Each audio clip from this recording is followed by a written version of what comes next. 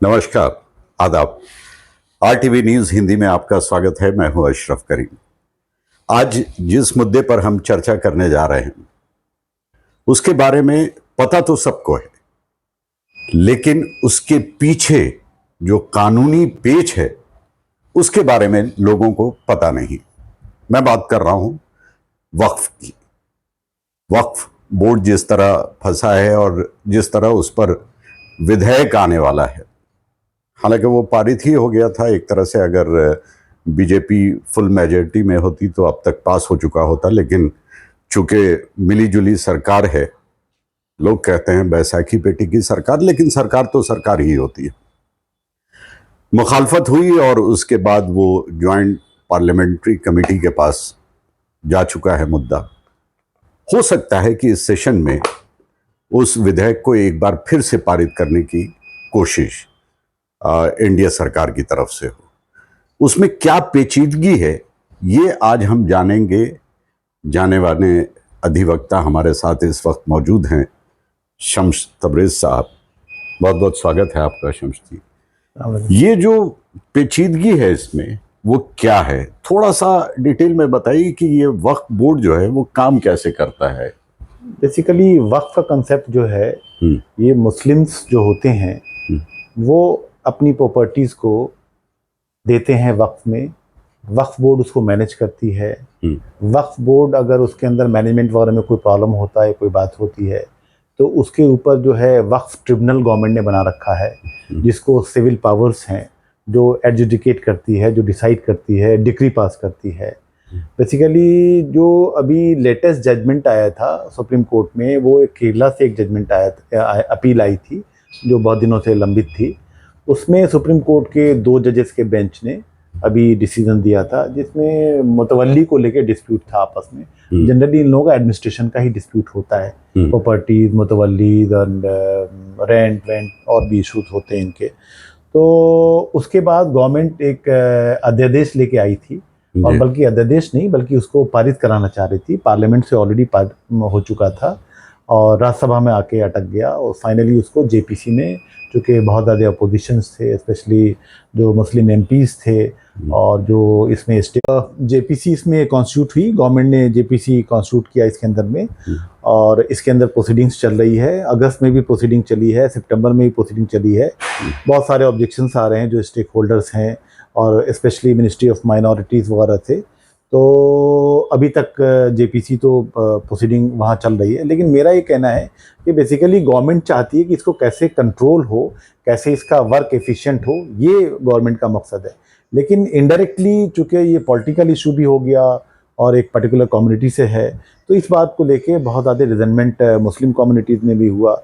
इन लोगों ने tooth and nail oppose भी किया है, बहुत सारे व्यूज़ भी आए हैं, बहुत सारे ऑब्जेक्शंस भी आए हैं, बहुत सारे ईमेल्स गवर्नमेंट को किया इस सिलसिले में।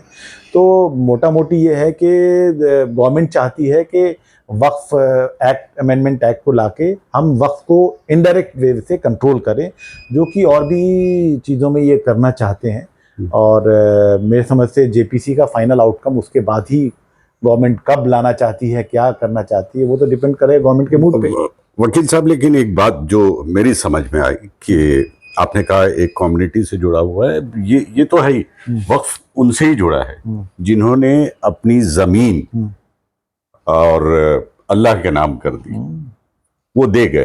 और दो हिस्से हैं उसके, वक्फुल अल्लाह, वक्फुल अल औलाद। औलाद मतलब उनकी, बच्चे बेच नहीं सकते, उसका इस्तेमाल कर सकते हैं। वक्फुल अल्लाह में ये है कि अल्लाह के राह पे, ऊपर वाले भगवान ईश्वर के नाम पे उन्होंने दे दिया, लेकिन जिस मकसद के लिए दिया वो मकसद पूरा होना चाहिए। यही है।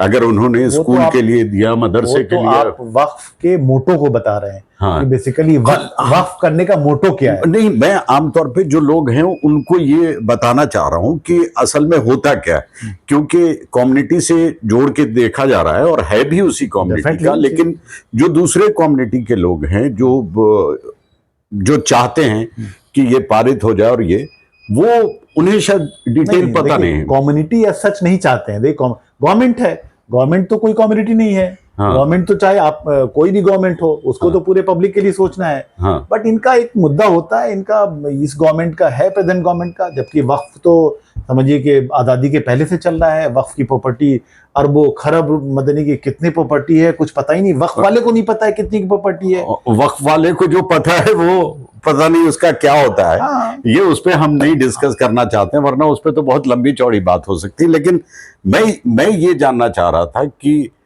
इससे पहले भी 3 तलाक का अगर मुद्दा ले लीजिए, उस टाइम भी बड़ी मुखालफत हुई, लोगों ने चिट्ठियां लिखी और वो सिग्नेचर के लिए कैंपेन चला, सब कुछ चला, लेकिन क्या हुआ? कुछ भी नहीं। इस बार भी ऐसा ही कुछ लेकिन था। उस टाइम में सिचुएशन देखिए, बीजेपी उस टाइम में मेजॉरिटी में थी। अभी जो है बीजेपी फुल मेजॉरिटी में नहीं है, अभी कॉलिशन में है। और कॉलिशन में जो स्पेशली 2 पार्टी जो है, जो टीडीपी है और प्लस जो जेडीयू है, जो led by Nitish and led by Chandrababu Naidu, थोड़ा सा उनका क्या नाम है एक बैलेंस अप्रोच रहता है। और चूंकि ये गवर्नमेंट तो चाहती है पारित कराना, लेकिन जस्ट बिकॉज ऑफ कॉलिशन ये इस पोजीशन में नहीं है, तभी फाइनली जेपीसी में गया है। और आउटकम जेपीसी का वेट करना चाहिए, क्योंकि ऑब्जेक्शंस तो डेफिनेटली वो आएगा। और अभी लेटेस्ट अभी सितंबर वगैरह में माइनॉरिटीज जो मिनिस्ट्री ऑफ माइनॉरिटीज है, उससे भी ऑब्जेक्शन गवर्नमेंट ने जेपीसी ने मांगा है। लेकिन देखिए गवर्नमेंट का तो व्यू समझ में आता है, लेकिन गवर्नमेंट क्या चाहती है क्या नहीं चाहती है पब्लिक सब समझ रही है क्या चाह रही है। बट लेकिन वक्फ का जहां तक है, स्पेशली ये मुस्लिम से इसका रिलेशन है, वक्फ की जितनी प्रॉपर्टी है सब क्या नाम है जो हमारे पूर्वज ने, बाबा अजदाद ने जो डोनेट कर दिया, फी सबीलिल्लाह सारा चल रहा है या अला चल रहा है, इसके मैनेजमेंट पे अल्टीमेटली गवर्नमेंट उसको कुछ हद तक कंट्रोल करना चाहती है इनडायरेक्टली, मेरा ये कहना। क्योंकि इनका आपस में झगड़ा है भाई, छोटे छोटे इश्यूज पे वक्फ में आ जाते हैं। देखिए बोर्ड पे जो वक्फ बोर्ड है, जैसे वक्फ बोर्ड है, कोई भी मैनेजमेंट का इशू है कुछ है तो वहां डिसाइड, अब वक्फ बोर्ड के जुरिडिक्शन को भी चैलेंज कर देते हैं कि नहीं इनको ये नहीं मतलब नहीं करना चाहिए। अब ट्रिब्यूनल है, ट्रिब्यूनल भाई हर चीज का प्रोटोकॉल है, पहले आप वक्फ बोर्ड में जाओ, फिर ट्रिब्यूनल में जाओ, फिर हाई कोर्ट में जाओ, फिर ultimately it's a tedious long process है। तो अल्टीमेटली मैंने आपको जो भी जजमेंट की बात की थी, जो केरला वाला जजमेंट था, जिसके अंदर में अभी 2 जजेस का जो अप्रैल में ये पारित हुआ था, और उसके अंदर में कुछ रिवीजन वगैरह है, हालांकि इसने सुप्रीम कोर्ट ने बोला है कि उसको एक्सपेडिटरी डिसाइड करने के लिए, तो वो भी अभी पेंडिंग है। तो पेंडिंग का तो इशू है, बट लेकिन यहाँ तो जो जेपीसी का इशू है कि जेपीसी कैसे इस चीज को लेती है, क्योंकि जेपीसी में तो सिर्फ गवर्नमेंट के आदमी नहीं होते, उसमें तो रिप्रेजेंटेशन गवर्नमेंट का और क्या नाम अपोजिशन का और भी पार्टीज का होता है उसके अंदर में, तो वो चल रहा है अभी। अच्छा चल रहा है, लेकिन मुझे लगता है कि चलिए जो भी रीजन हो, सरकार क्यों उस पे कंट्रोल चाहती है, लेकिन राजनीति की बू तो मुझे जो लग रहा है, और ये मैं आपसे भी जानना चाहता हूं कि मोटिव गवर्नमेंट का कंट्रोल चाहती है, लेकिन कंट्रोल से ज्यादा जो लोगों को समझ में आ रहा है कि राजनीति ज्यादा है इसमें। आप बिल्कुल सही बोल रहे हैं, पोलराइज करना है इसका मंशा गवर्नमेंट, इस गवर्नमेंट का मंशा ये पोलराइज करना, हर चीज पे पोलराइज करती है। ये गवर्नमेंट अगर पोलराइज नहीं करेगी चल नहीं पाएगी गवर्नमेंट, क्योंकि सारा इशू इनका पोलराइजेशन पे है। आज देखो ना, इनके अलायंस भी है, वो भी इस बात से डिफर करते हैं, कभी कभी वॉकआउट कर जाते हैं, भाई मैं इस इशू पे मतलब कि जो इशू है बहुत ही कंटेजियस इशू है, इस पे हम ज्यादा नहीं जा सकते इसके अगेंस्ट। तो गवर्नमेंट तो चाहती है बाय हुक एंड क्रुक लाना, हालांकि जेपीसी, अब देखिए आउटकम क्या होता है जेपीसी में, रिपोर्ट्स क्या आती हैं, उसके बाद पार्लियामेंट में लाना। अभी तो पार्लियामेंट में आने का सवाल नहीं है, जब तक जेपीसी इस पे रिपोर्ट नहीं देगी अपनी, अभी तो जेपीसी के पास है जी। क्योंकि मैं इस आधार पे कह रहा हूं, क्योंकि इससे पहले 3 तलाक का जो मुद्दा था उस पर क्या कंट्रोल नहीं, वो ये था कि हम आप भूल रहे हैं, 3 तलाक के मसले उस टाइम में गवर्नमेंट मेजोरिटी में थी, उस time government full fledge majority में थी। अभी ये government BJP led by coalition है, उस टाइम में भी थी, लेकिन अभी इनको 2 पार्टी जो मेजर पार्टी है टीडीपी और जेडीयू से बिना इनके सहमति के ये पारित नहीं करवा सकते इसको। बिल्कुल नहीं, मैं कुछ और कहना चाह रहा था। मैं ये कहना चाह रहा था कि चलिए वक्फ बोर्ड या वक्फ की अगर बात करें तो यहाँ पे जायदाद है, मतलब पैसे या इकोनॉमी, फाइनेंस, मालो जर की जो बात करें वो है, तो उस पे कंट्रोल अगर करना चाहते, लेकिन 3 तलाक वाले में तो ऐसा कुछ था भी नहीं कि क्या कंट्रोल करेंगे, लेकिन सिर्फ लेकिन उसमें पोलराइजेशन का बहुत बड़ा हाँ यही मैं कह रहा वोट बैंक की राजनीति इनकी जो है, इनका सारा वोट बैंक जो है वो कंसंट्रेट करना चाह रहे थे। चलिए वो अलग इश्यू है, बट लेकिन वक्फ तो एक टोटली डिफरेंट है।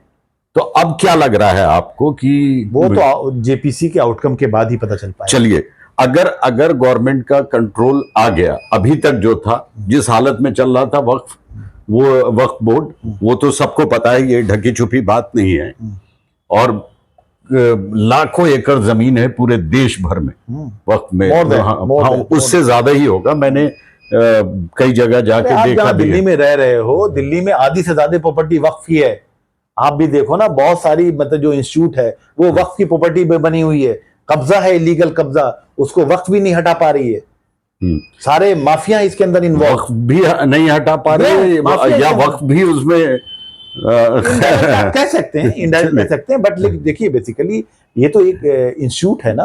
अल्टीमेटली इसको जो सारे देश में जो जितने भी मुसलमान हैं वो कंसर्न होते हैं ना, हाँ, तो वो कंसर्न होते हैं, तो ये भी परेशान होते हैं, इनको भी थोड़ा बैकलेश होता है। अदरवाइज तो ये लोग तो चाहते हैं हशप करके सिचुएशन को, वो तो एक इमोशनल अटैचमेंट है। हाँ। लेकिन अभी मैं बहुत शॉर्ट में ये जानना चाहता हूं कि अभी जो है वो है, अगर ये कानून बन गया, ये पारित हो गया, नुकसान क्या है?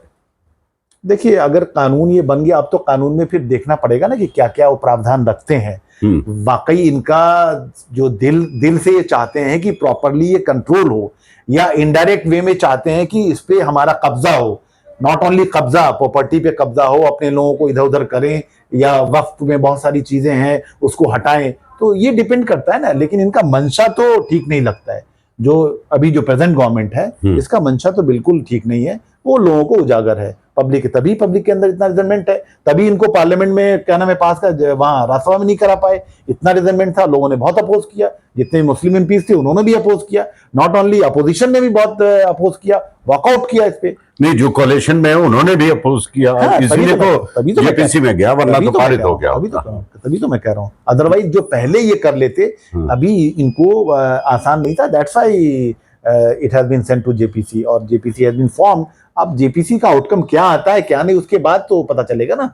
अभी तो जेपीसी में प्रोसीडिंग चल रही है, सारे जो भी स्टेक होल्डर्स हैं उनको बुला के उनके व्यूज, उनके रिटर्न सबमिशन सब लिए जा रहे हैं। चलिए, तो कुल मिला के ये कह सकते हैं कि मुश्किल है, नामुमकिन नहीं। कुछ राजनीति हो जाए तो ये अलग बात है, लेकिन ऐसा लगता है कि मुश्किल है। सरकार इस विधेयक को पारित नहीं करा पाएगी, अभी तक तो यही दिख रहा है। अगर पारित हो जाता है तो उनकी मंशा क्या है, इस पे डिपेंड करता है। वैसे ये तो तय है कि कुछ न कुछ तो जरूर खिचड़ी पक रही होगी, कुछ न कुछ वजह जरूर होगी जिसकी वजह से ये कानून लाने की कोशिश की जा रही है। वरना वक्फ बोर्ड तो था, वो तो काम कर ही रहा था। सरकार अगर अपना कंट्रोल चाहती है तो उसकी मंशा साफ होनी चाहिए। बहुत बहुत शुक्रिया शम्स तबरेज साहब, थैंक यू बातचीत करने का। Thank you. आप दर्शकों से भी लेता हूं इजाजत, इस वादे के साथ कि फिर जल्द ही मुलाकात होगी।